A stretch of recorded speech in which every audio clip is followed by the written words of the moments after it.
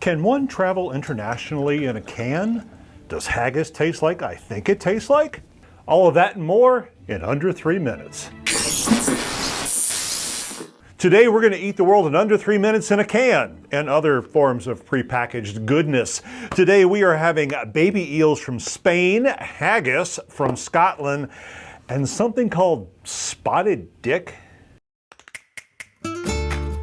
And we're going to start this little adventure with baby eels from Spain. And yes, they are really baby eels. And yes, I have an admission to make.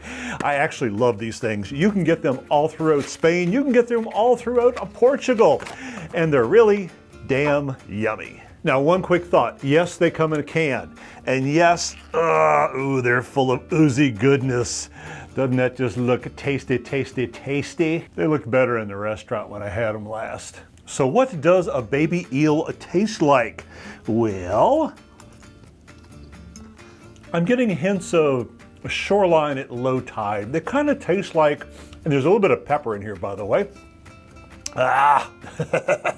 It tastes a little bit like spaghetti noodles. At least that's the mouthfeel. Sort of al dente spaghetti noodles that were made from fish guts.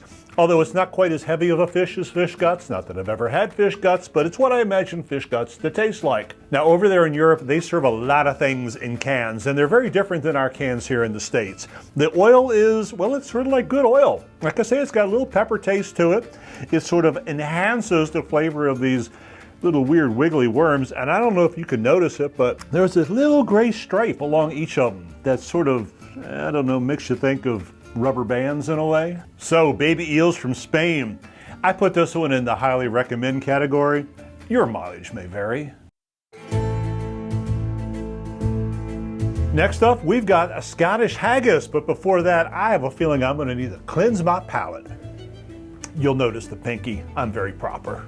So what is haggis, you ask? Let's have a dramatic reading of the ingredients. Well, besides having water, we've got lamb hearts, oats, pork fat, lamb liver, more pork, salt. We got things in here that I'm not sure I want to eat. And it comes in a convenient pop-top can, which, oh my God, the smell just hit me. It smells like Spam. It smells almost completely like Spam. It does not, however, look like Spam.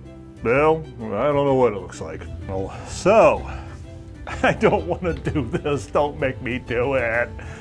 It has the consistency of uncooked oatmeal mixed with something that came out of a rendering plant. There's an aftertaste that hits you of, well, I can taste all the liver and heart, I can tell you that much. Oh, I'm gonna pay for this one for hours.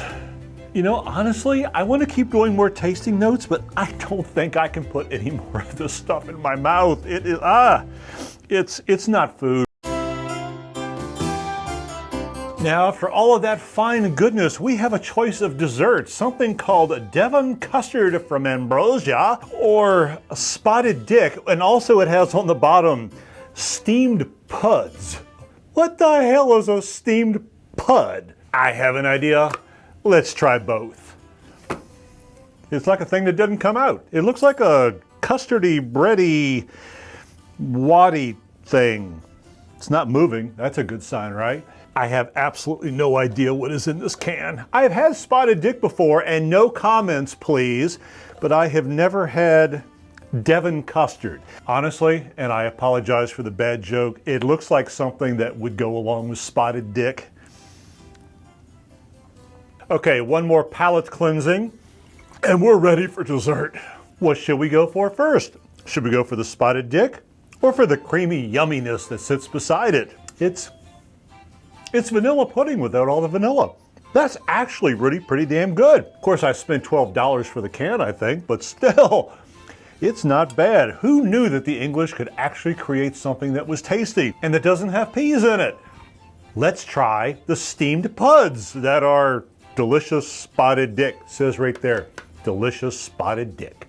And for the record, I'm just loving saying that word. The 8th grader in me is just joyfully glee right now. Spotted dick is basically steamed bread. It's